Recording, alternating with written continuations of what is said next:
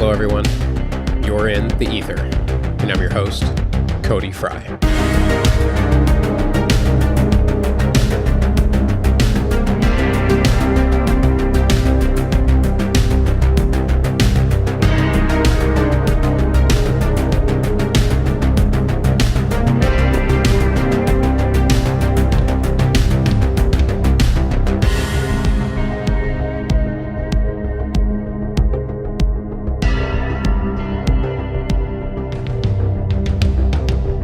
Welcome back for Season 1, Episode 5.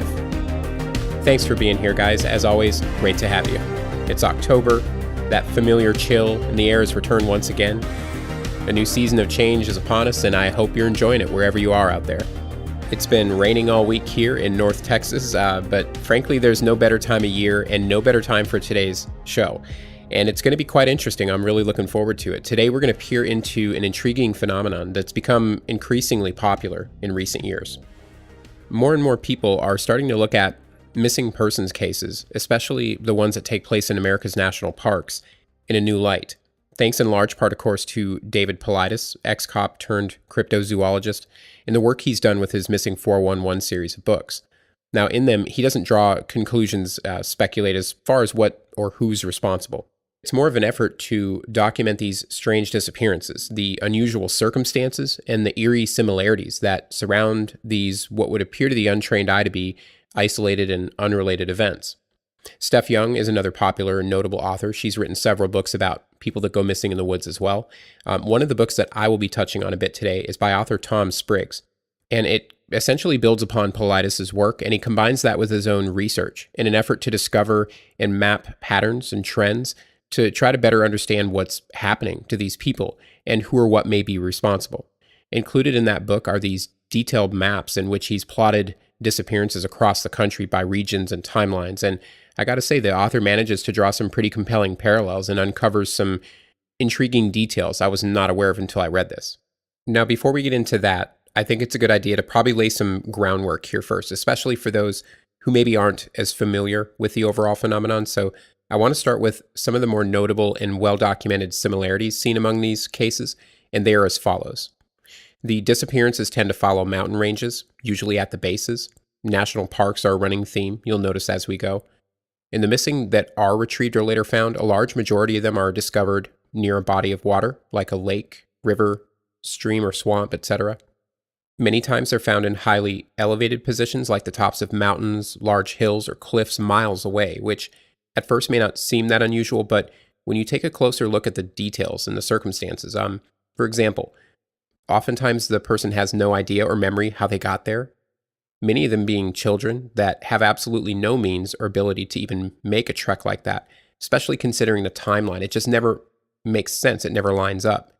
Not to mention, there's often zero evidence on the person that they even made that trek. You know, you'd expect dirty clothes and shoes, bumps and bruises, scratches, a harrowing survival story, but no, oftentimes they're found just lying somewhere with hardly a scratch on them, as if someone or something had just carefully placed them there. An unusually large number of missing persons are found to be highly functional, as in doctors, psychiatrists, and scientists, as well as a strangely high number of people that have autism, Down syndrome, or other disabilities. Men and women often tend to vanish from boulder fields or areas with large quantities of granite. For instance, one of the biggest hotspots of disappearances in the country, if not the biggest, is Yosemite National Park, which happens to be one of the biggest sources of granite on Earth. Bodies are often found in areas that have been thoroughly and recently searched, usually dozens or more times. It's often reported by experienced trackers that there's just this weirdness to it. One day, they search an area and find nothing. The very next day, the person's just there. They're in the same spot they just looked. Plainly obvious, not hidden behind some place they forgot to check. And this happens all the time. Search dogs behave oddly, as in, oftentimes they won't pick up a scent where there definitely should be one, or simply don't want to. Many times they'll track a scent that just stops, as if the person disappeared at that exact area and the dog will just lie down there. And then there's the weather.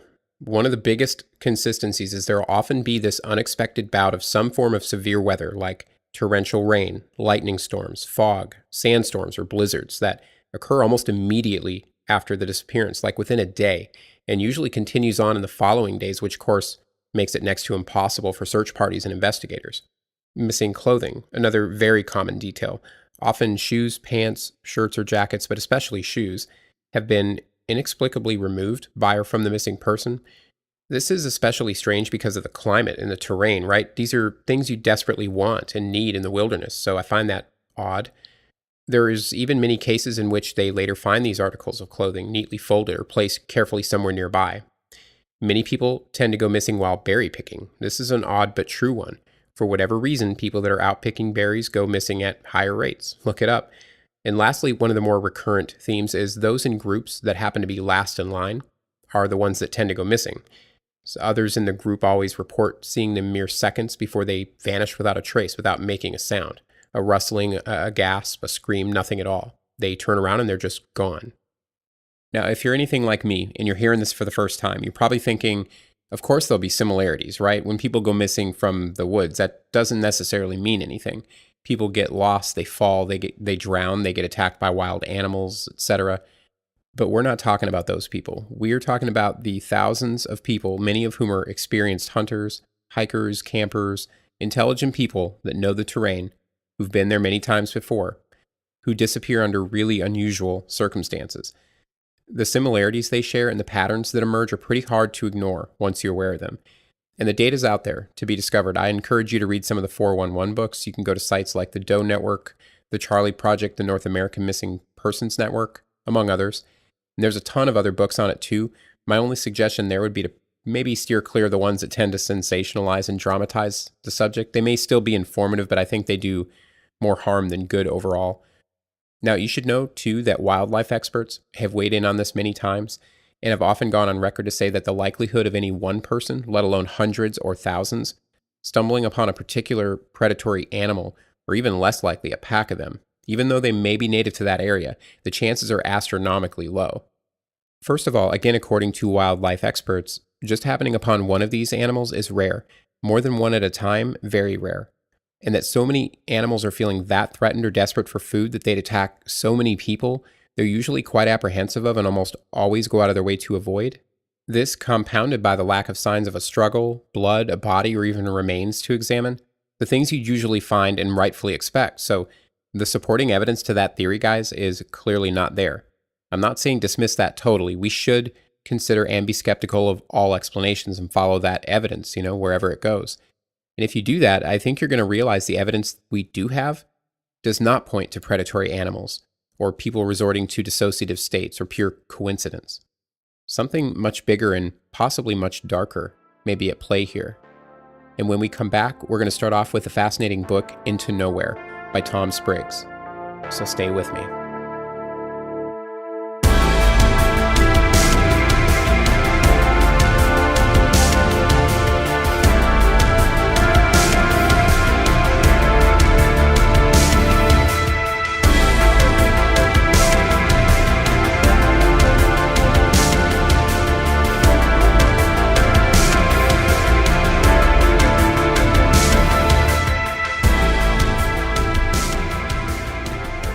I think the work and the research the author's done here for this book is impressive. At the very least, I think it gives us a unique perspective and perhaps some insight into these unexplained, strange disappearances and the possibility that they may be linked in some way, whether by design or indirectly.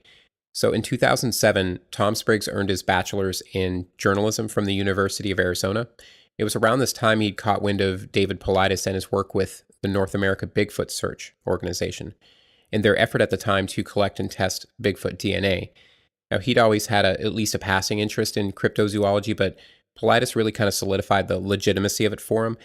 Once he was aware that, serious-minded people were trying to utilize real science to prove or disprove the existence of Bigfoot, he began to pay more attention to the work they were doing, which also included, of course, the investigation of disappearances of people from America's national parks. So by the third or fourth book in the Missing 411 series, Paulides wrote, Tom was utterly fascinated by these strange cases, and further, it became apparent to him that there were just too many odd details that lined up across these individual events to be mere coincidence. So he started to notice a pattern, these apparent bursts of disappearances and how they seem to move and cover different areas at different times, flaring up, dying down, then moving on to a different location, just repeating itself over and over. This led him to believe that, whatever this agent was that's involved or responsible, it seemed to take advantage of its knowledge of the area, that it at the very least possesses some kind of sentience and intelligent instinct, and quite possibly malicious intent. He began to compile a list of individuals from the 411 books, along with his own research of people that met specific, similar, and regional and detailed criteria like frequency, duration, ongoing disappearances, etc. In total, about 900 people. He then entered them in a spreadsheet program and saw some really significant patterns in terms of the regions and timelines. Going back as far as 1880, one of the things Tom found was that the Northeast, especially New York and Pennsylvania, was by far the most active area of disappearances east of the Mississippi. He was also able to determine that about 66.5% of these cases occurred during these regional outbreaks of disappearances versus what appeared to be more isolated, separate, random events. Tom then took this data and began plotting the disappearances along maps, and I gotta say these are certainly interesting. They're essentially the visual component to all of this research, and they left me scratching my head a little bit because the patterns that emerge on them are pretty hard to ignore. I think what really stood out to me in that respect the most was how the disappearances almost always tend to start on the outskirts of an area, then migrate and increase in frequency toward a more central location, a hotspot, if you will. Then, almost as if to intentionally draw attention away from the hotspot, the disappearances suddenly jump to a different area, like a county or two away, only to later either return back to the main center of activity after some time's passed or migrate somewhere else and start it all over again. So to further explain that aspect a little, when looking at any given cluster, Tom calls the initial events before the main outbreak of cases precursors. He likens it to a predator, testing the waters, like the disappearances are some sort of learned behavior. He also describes outliers, which are the cases that later occur, again, just outside these regional outbreak areas. He then further breaks these outliers down into two categories. The first one being straight line outliers, which are events that take place outside, again, this main body of activity, but they conform to this straight line of other disappearances in the area. So picture a cluster on a map, a hotspot. It's here, and then imagine you take your hand and go north, for example. And starting with an incident, you then draw a straight line from that incident, and that line happens to run straight through several other locations where people have gone missing, again, outside the main body of activity. Tom calls the other category small region outliers, so rather than conforming to a straight line, they're more like mini clusters that form in relatively smaller areas, again, outside that hotspot. He concludes that both types of outliers, they serve the same purpose, to draw attention away, to mislead and deceive, suggesting that the responsible agent is migratory and premeditative either by nature or intention. Now, each chapter in this book is basically a different region of the United States. So starting in the north and southeast, it works its way west through Texas, the Midwest, the Four Corners, Upper Rockies, all the way to the Pacific Northwest. And speaking of the Four Corners region, I wanted to take a moment and touch on something else because I found it interesting and maybe relevant. The author states that during his time at the University of Arizona, he also studied Southwest Native American culture and history, where he learned a curious detail that he included in the book. That basically, it would appear that Native Americans intentionally avoided building their settlements on or near these very same areas in which we see the most significant clusters of missing people in that region. Away from the edges of forests and bodies of water, away from the bases of mountain ranges and valleys.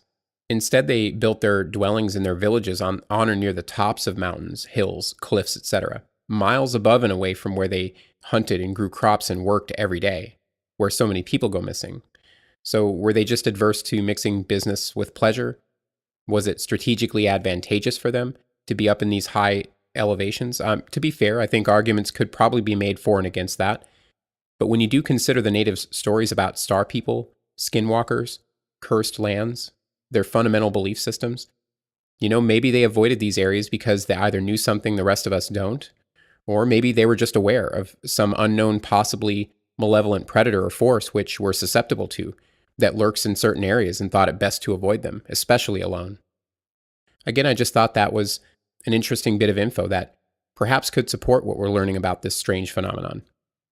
So Tom's book, again called Into Nowhere, a look at the pattern of disappearances in rural America, it was released in 2016, so it's out, it's available on Amazon.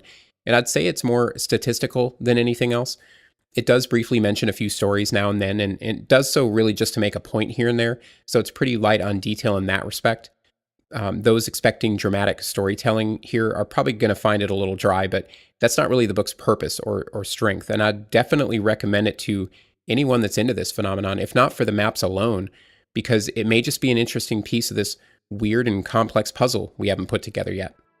We're going to take a quick break here, and when I come back, we're going to shift gears a little and dive into some stories, and I assure you, you don't want to miss those. So don't go anywhere. We'll be right back.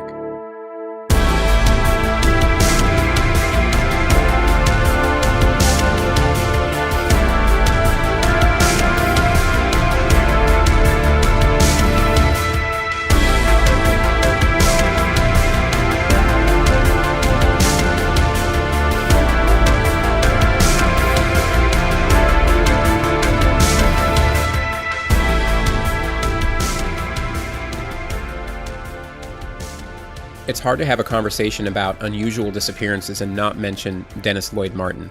And this being the first episode on the topic, I think that's as good a place as any to start. So, Dennis was 6 years old in the summer of 1969. On June 14th, he and his family, and along with a few friends, they're on an annual camping/hiking trip in the Great Smoky Mountains National Park. And after a night of camping, they all hike east about 90 minutes to their destination, an area called Spence Field, which is located just off the Appalachian Trail, close to the Tennessee-North Carolina border, and the area is quite beautiful. It's this grassy highland meadow where a lot of people frequently stop to relax and admire the view that overlooks the gorgeous rolling hills, the densely forested mountains. The adults on the trip, some of them are setting up their gear, the others are sitting in the grass talking amongst themselves, and Dennis, wearing his bright red shirt, his brother and two other boys on the trip are playing some hide and seek, and they think, hey, let's play a prank on our parents. We'll go hide and we'll all jump out at the same time and scare them. So they split up and all run out into the edge of the woods that surrounded this grassy clearing in different directions. After a minute or two, the three older boys all jump out and scare their parents as they'd intended. But not Dennis. Dennis Martin is never seen again. The boys all think, he missed his cue, and they go looking for him. His father Bill gets up and starts looking for his son because he just watched him go behind this little thicket of bushes and trees. And when he didn't come out with the rest of the boys, he was immediately concerned. The rest of the adults soon join the search and become increasingly alarmed as it appears Dennis has simply vanished. They scour the area calling out for him, but there's not a single sign or trace of him or his bright red shirt anywhere. His father and grandfather start hiking out in opposite directions in case maybe he wandered way off course or something, but still nothing. Park rangers are then notified, and they begin conducting a search that stretches into the evening until, you guessed it, a thunderstorm with heavy rain and fog engulfs the area, forcing them to call off the search. The rangers then resume their efforts the following day, and they're soon joined by other locals, volunteers, the FBI, National Guard, even Green Berets, psychics, bloodhounds, and helicopters join the search party. Hundreds of people converged on this area practically overnight to search for any sign or indication of Dennis, and the disappearance is headline news across the nation. And the initial expectation is that he probably wandered off, became lost, but surely he'd know enough to survive until they found him within, a day, two at the most? He'd been hiking and camping many times and was pretty comfortable outside, even for a kid. But heavy rain and dense fog continue to plague the area nonstop for over a week, flooding roads, thwarting their efforts. As the weeks draw on, of course, hope slowly dwindles he'll be found alive. The search would stretch on for months, and they entertain several possibilities, of course. Was he kidnapped? Unlikely, considering the precise timing and lack of a motive. Also, you have to think about the people involved in the search and the investigation, too. FBI, Green Berets, psychics. You'd think even the most cunning of scumbags who'd abduct a child would make some kind of a mistake, leave some clue. Was this person just biding their time, hiding in that area, just waiting for the right person to kidnap that day? Did someone stalk them, follow them from somewhere, and strike during that precise 2 to 3 minute window of opportunity without making a sound or being seen by anyone and escaped the area undetected? I can't speak to how likely that would be. I can say the investigation certainly never found any evidence supporting that theory, and the family didn't have any known enemies or ties to anyone that would do such a thing, as far as anyone's ever been aware. So then, was Dennis suddenly accosted and dragged off by some wild animal? Again, unlikely, because there's no signs of struggle, no tracks, no blood, remains, clothing, etc. Nothing was ever found And make no mistake, animal attacks, on top of being pretty rare, they're noisy, they're messy, and the other boys were definitely close enough to have heard or seen something. You have to remember, this is a key detail, they were all being quiet on purpose, remember? If they had made too much noise, they would have gave up their hiding places and foiled their plan to scare their parents. So keep in mind, too, that they were never that far from the adults either. It's not like they ran a mile deep into the woods to hide from them. How would that work, right? They just hid on the edge of the forest so as to quickly jump out, perform their little prank, and have some laughs and move on to the next fun activity. And they'd all been hiking and camping together many times, and none of the boys were ever known to make it a habit of straying too far from the pack, so to speak. And if you really think about it, how far could Dennis have gotten, really, in less than a few minutes? It's pretty implausible the more you look at the logistics of it. Yes, a 6-year-old can definitely wander off and get lost fairly quickly at a Walmart, right? Now, in a densely wooded area, forget about it. Of course, that could easily happen. But to completely vanish forever from the face of the earth without a trace in such a short time span, to veer so far off in that brief little moment that he couldn't hear any of his family and friends frantically shouting for him, they were all out there searching within just a matter of a couple of minutes, and he's never seen again? It just doesn't make sense. Now, I also want to include a couple more intriguing things about this case here. It's been reported by Dwight McCarter, who authored Lost, a Ranger's Journal of Search and Rescue, that these Special Forces units, referring to the Green Berets that were called in to aid the search, were apparently heavily armed. They were very covert and need to know about it, that they didn't bother communicating with any of the other agencies. They just kind of came in with their own agenda, did their own thing, and left. And here's David Paulides with a little bit more on that. The Green Berets show up via helicopter into the park. They land, they get out, and they set up a base with their own communications. The park rangers come over and say, hey, we could team up together, we could work since we know the park, blah, blah, blah. They said, nope, we work alone. There was never anything definitive about who called the Green Berets in, because I have a report that's about 4 inches thick, and I've gone through it 6 times, and nobody wants to stake a claim into who called them and why they were there. 2 times, I've filed Freedom of Information Act requests with the Department of the Army asking for the orders for that Green Beret team on that date. I never even got a response. Now, I wanted to see if there are any other sides to this claim, and I was able to dig up a comment on Reddit that sort of counters this, that rather than being heavily armed, the Green Berets only showed up with their standard issue Colt 45 handguns. They also go on to dismiss any supposed foul play regarding the lead investigator on the case, FBI agent Jim Reich, who's later found dead of an apparent suicide. He or she asserts that was simply due to depression, nothing nefarious about it, certainly not connected to the case. But back to these shadowy special forces guys here, just for a moment. There was another comment left in a forum on a blog called Tales of the Weird back in 2014 that Brett Swanser, a well-known writer for Mysterious Universe, Daily Grail, recently shed some light on. Apparently someone with the username Harold Cleveland, but identifying himself as Max in the actual post. He chimed in on a conversation claiming to be a former Army SOCOM commander. SOCOM, by the way, Special Operations Command, retired after 26 years of service. In the comment, he says, quote, "The Green Berets that were tasked in the search were there for a specific reason. They were armed for a specific reason, and I can't and won't say why because my oath documents won't allow it. Nationwide, there have only been about 4 occasions where the Special Forces were brought in on a civilian missing persons case. 2 of these involved a possible armed perpetrator. The other 2 were this case and another similar to it about 3 years later and regionally nearby. This is out of thousands of missing cases since the early 60s when our special troops were born." He then goes on to share a personal story and says in 1969, same year as this case, in the southern jungles of Cambodia, we lost a man on team maneuvers one night. This was in some of the worst weather and impossible terrain known in this world. His tracks were instantly washed away, and nighttime operations were notoriously difficult as a rule. And after a week's time, it was our dogs that finally tracked him down. And they live for these missions. They love it. In the Martin case, the dogs just laid down whining and refused to search. Several sets of dogs in different breeds. The FBI second in command told me this in person. Now, granted, yeah, that could very well be just the rantings of a troll, right? Some of what he said does have a bit of a dramatic flair, and there's a couple of things that don't quite jive, like, example, Special Forces actually predates the early 60s. And are we to believe the FBI's second in command, if that's a thing, confided in this person who left a random comment on a rather obscure forum? Given the current state of online affairs in general, I am inclined to call bullshit on that outright, but to be fair, we just don't know. It is possible Max, or whatever his name was, wasn't lying. He could have made an honest mistake when he misstated the inception of SOCOM. I don't know. Maybe there's just some other reason, but I wanted to include this because he does make some interesting claims, right? And if true, just add a bit more to the high strangeness factor around this case. But that's not the end of the story. And I saved perhaps the best part for last here. At the same time, Dennis goes missing on June 14th, which would have been about 4:30 p.m. or so, I believe.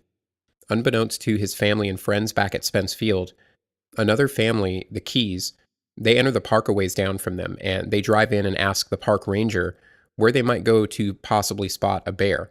And he directs them to Rowan's Creek, which isn't far from where the Martins had camped the night before. So they park the car and start hiking up one of the trails that led to the creek. And they saw something. Not only that, they reported it, the FBI knew about it, and withheld it from the family. This is according to two people who are pretty vital to the case. Dwight McCarter, who I'd brought up earlier, he was actually the lead tracker among the park rangers that personally looked for Dennis, and the boy's father, Bill Martin. Bill was actually informed of this event by McCarter, and when he presses the FBI agent, the response is, well, what the Keys reported took place too far away. There's no way the boy could have gotten that far. It doesn't fit the timeline, and that's why we didn't bother mentioning it. It's impossible. So Bill, kind of sensing something may be amiss here, he then tells McCarter, let's hike over there ourselves. We'll time it, and we'll see if it's plausible or not. What do we have to lose, right? It's the only possible lead they've got, and sure enough, they reach this spot in plenty of time and determine it does fit the timeline. So what did the Key family report? Here's Paulides explaining what happened. And as they're getting up there, they hear a scream, defined as a deafening scream. The younger son says, Dad, look up there. I see a bear on the side of the hill. The father looks up on the hill and says, no, son, that's not a bear. That looks like a man. And he's hiding behind the trees from us. And it had something on its shoulder. Huh. What do we have here then? As for the validity of this account, it's pretty solid. Not only did the Keys report this to the authorities as soon as they saw the headline in the paper the next day about Dennis, Paulides even spoke face-to-face with Bill Martin, who had spoken directly with the Keys family about this account, and they confirm it 100%. This is an interesting wrinkle, I'd say. One that could be unrelated, let's be honest, we just don't know. But if this really happened, and it sure looks that way, and if it is related, I think the word disturbing would best describe my feelings on it. As for who or what they saw, we could speculate for days, right? And we just don't have that kind of time. But look, what I will say to that is there are definitely people out there, unfortunately, that abduct kids. Could this have been one of those people? Sure. But there's also a very large number of people that have gone on record reporting to see what upon first glance looks like a bear or some other kind of animal, but soon become confused because it also looks like a man. Now, surely most of you are probably familiar with the Bigfoot stories, the reported abilities, the strange, almost paranormal aspects so many people often report. Yeah, that's a pretty deep rabbit hole, and I think we're going to steer clear of that one for today anyway. I mean, I could do an entire series of episodes on Bigfoot and related cryptids and still only cover a fraction. So again, as you can see, the Dennis Martin case has a lot of miles on it, but also a lot of layers to it. And it's still just as odd and perplexing today as it was 50 years ago. Officially, the case remains open and unsolved today. And I think it really embodies the peculiarity that surrounds so many of these missing people. And it's a good initiation into this utterly strange phenomenon. We're going to pause here and take another momentary breather. Next, we're going to get into some more stories that take the high strangeness factor to a whole new level. So don't go far. We'll be right back.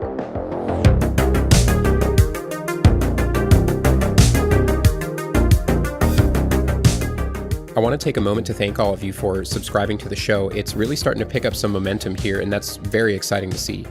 I'm even more excited about where the show is headed. I have big plans for the ether, and I need your help to get there.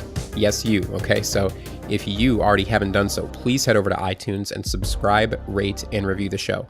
This is vitally important to the success of the ether, and it just takes a minute of your time to show your support. I have a very simple, attainable goal right now of reaching 25 reviews on iTunes, so even if I can get a few of our subscribers to head over there now, would be in business. Big thanks to those of you who already have. You know who you are, and you're much appreciated. Also, don't forget to stop by, like, and follow the Ether Podcast Facebook page, and you definitely want to follow me on Instagram. That's Ether, AETHER _show. And remember, the Ether's on YouTube, Stitcher, most other major platforms. And if you have an interesting story or experience you want to share, or you're interested in becoming a guest on the show, please email me at theethershow@gmail.com.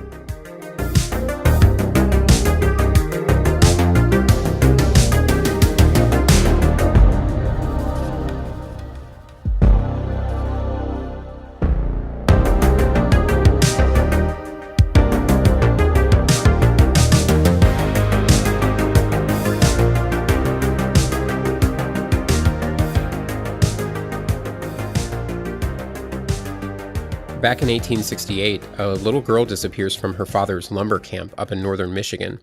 One minute she's there and the next she's just gone. And they call for her but no response, and she's nowhere to be seen. Two hunters join the father's frantic search for her, and they happen upon this dense stand of brush next to a river. And just as the men enter this area, they hear a huge splash, and out of the corner of their eyes, they spot a dark figure jump into the river and swim across to the other side and lose sight of it over the horizon. Stunned and not exactly sure what they just saw, they discover her, the little girl, just standing there on a log without her hat and gloves. And when asked about these missing items, she says, "Mr. Wolf ate them." They ask her, "Why didn't you say something when we called?" She says, "He wouldn't let me." And they ask, "Did you get anything to eat?" And she replies, "The wolf brought me berries in its hands." October 1st, 2010, a 3-year-old boy disappears from his parents' side near Mount Shasta in California. Same thing, there one minute, gone the next, nowhere to be found. The parents call for him and no reply. They contact the sheriff's department, who begin conducting a search, and he's found about 5 hours later, around 11:30 p.m., just sitting in this thicket. He doesn't say a word the rest of the night. He's in shock and disbelief. The next morning, they talk to him about this, and he tells a story that he's taken into a cave that he thinks is underground. Even though it's dark outside, he could still see enough light from outside through the entrance to believe he was in some sort of enclosure. He says he was with a woman who looked like his grandmother, and that's who he thought it was at first. And inside the cave, he saw other things that looked like people, but they were really robots that weren't moving. After some time, he figures out the woman isn't really his grandmother, even though she's really apparently nice and polite with him. He concludes she's a robot too, and there was some weird light coming from her head. But she, or it, soon becomes angry and frustrated with him as he's asked to defecate onto this sticky paper that it had lain on the ground for him, but he didn't have to go. He also said he saw small guns and things around the perimeter of the cave, covered in dust. Now, a few weeks later, he'd relate the story to his real grandmother, that he didn't like his other Grandma Cappy, 3-year-old, speak for Kathy. She's confused, and he explains, "Don't you remember when I was lost in the woods? The other Grandma Cappy grabbed me and took me to a creepy place. She's really a robot. It was a cave with spiders, and there were purses and guns. I was too scared, so I didn't touch anything. But when she climbed the ladder, the light made her look like a robot. And there were other robots too, but they didn't move. She made me lay down to look at my tummy. She told me that I'm from outer space, and they put me in Mom's tummy. Then she took me back to the river and said to wait under the bush until somebody found me. She had your same feet, your same hair, even your face." Grandma Kathy is deeply disturbed by this. Now, she probably would have written it all off as fantasy if it hadn't been for an experience that she'd had about a year prior. While camping in the same area near Fowler's Campground in McLeod, California, she woke up one morning face down in the dirt, removed from her sleeping bag and tent, and she had a puncture wound on the back of her head. She suddenly felt violently ill but weirdly emotionless, and she thinks maybe she was bitten by a poisonous spider or a snake, but the other friend there with her also wakes up with what he thought was a bite on the back of his neck, and he felt terrible as well. The only strange detail she recalls from that night is seeing these red eyes shining through the trees, which they assumed at the time were just deer.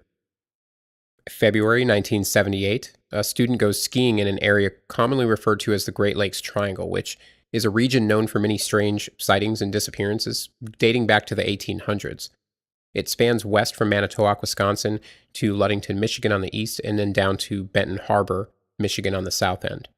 And they find his skis and poles on the beach of Lake Michigan, as well as his backpack nearby. And they trace his footprints leading up to near the lake, but they just stop. No trace of him is seen or heard from until May 5th, 1979, 15 months later. The missing man just shows up at his father's door with really no memory at all of whatever's transpired over the last year. It's said that he actually wakes up in Pittsfield, which is near Ann Arbor, just outside of Detroit. Nowhere near Lake Michigan, obviously, but coincidentally only about 40 miles away from his father's house. He just wakes up lying in a meadow wearing somebody else's clothes. And next to him is this small satchel he doesn't recognize either with maps inside. And the guy just moves on with his life. He never talks about it, and later goes on to earn his master's in linguistics and a PhD in clinical psychology. And Pilatus did reach out to this man for comment, but he declined. In 1897, a 10-year-old boy is practicing with his bow and arrow near a river, and he decides to build a fish trap out of stone. So as he's doing this, an unknown but normal-looking stranger emerges from the woods and says, "It looks like hard work, you should take a break." And he invites the boy to his house up the river a ways for dinner. These, of course, were different times, and there wasn't anything outright off-putting about the guy, so he obliges. He says the house is nice and all the people are really friendly. They have a nice meal, and while doing so, a friend of the family arrives at the stranger's house, which makes him feel a little more at ease. He plays with the other family's children. Eventually, he goes to sleep. He wakes up the next morning and has breakfast and starts getting ready to go back home. And the man who'd approached him at the river the day before walks him down this path with a cornfield on one side and a peach orchard on the other. The trail soon connects with another, and the man says, "Go by this trail to the ridge ahead and you'll come to the river road. That'll take you straight home." He turns, goes back to the house, and the boy heeds the directions. He walks just a short ways toward the river, and he, out of curiosity, just thinks to turn around and look at this place he'd just come from. And there's no cornfield, there's no peach orchard, no house or trail, just the mountainside and the trees. Puzzled, he continues on, and when he finally makes it home, he's greeted by everybody that's been searching for him since the day before. That friend of the family that visited the stranger's house was there as well. And after telling his story, the friend, confused, says, "No, I was here the whole time looking for you." Now, it was, and still is, believed by many native to that area, including the boy's family, that the Nunyahi were responsible for this. And Nunyahi, which translates to the people who live anywhere, are a race of immortal spirit people in Cherokee mythology who, according to the folklore, reside underground or on bare high mountain peaks. Many times they're referred to as the Cherokee equivalent to the Fey folk of European folklore. It's often been reported, too, by people that they'll hear singing, dancing, and drumming in these areas they're said to reside, but when they approach the sound to investigate and see where it's coming from, it'll suddenly shift and appear to come from the opposite direction. Now, this kind of goes along with what many believe, that there are certain places where the veil is thinner, so to speak, and sometimes people slip through these places, these openings, to find parallel worlds and return later. And this is a big theme in stories about the Fey folk. April 1952, a 2-year-old boy from Oregon vanishes in Umatilla National Forest. He's found 19 hours later, unconscious in a frozen creek bed. 12 miles, 2 entire mountain ranges, several creeks, rivers, and fences away from where he went missing. A 21-month-old boy in South Carolina is at home, inside with his mom and the family dog one day. Mom leaves the room for just a moment. When she comes back, the boy and the dog are both gone. She runs outside and checks the front yard, the backyard, both of which are surrounded by thick woods on either side, and they're nowhere in sight. She calls the sheriff. A massive search effort ensues. Later that day, the weather takes a turn. It begins to rain, and they find no sign of the boy or the dog that day. The next day, a sheriff's deputy and a natural resource officer are kayaking on a river about 2 miles from the boy's home. There's a search helicopter overhead as well, and they're paddling upstream and turn a corner to find the boy just lying there, alive, on his back, on a sandbar in the middle of the river. They immediately call the helicopter over, and the air crew is just stunned. The pilot is adamant he'd just flown over that exact section of the river mere minutes before, and the boy was definitely not there. And the dog later returns home on its own. June 2014, a 34-year-old California firefighter goes camping with his friend and his dog in Los Padres National Forest when suddenly the man's dog darts off downhill toward a stream. So instinctively but unprepared, he runs after him. He doesn't have any shoes on, just a pair of shorts and a shirt. And when they don't come right back, the friend becomes concerned and starts searching for them. Minutes become hours. Soon the friend becomes lost himself. 2 days later, he manages to hike back to safety where he alerts the authorities, and his friend and the man's dog are officially reported missing. Rescue crews spend nearly 5,000 man-hours searching a 50-square-mile area by horseback, by foot, and by air. The dog's eventually found about a week later, dehydrated and exhausted, but still alive, in the parking lot where the man had originally parked his car.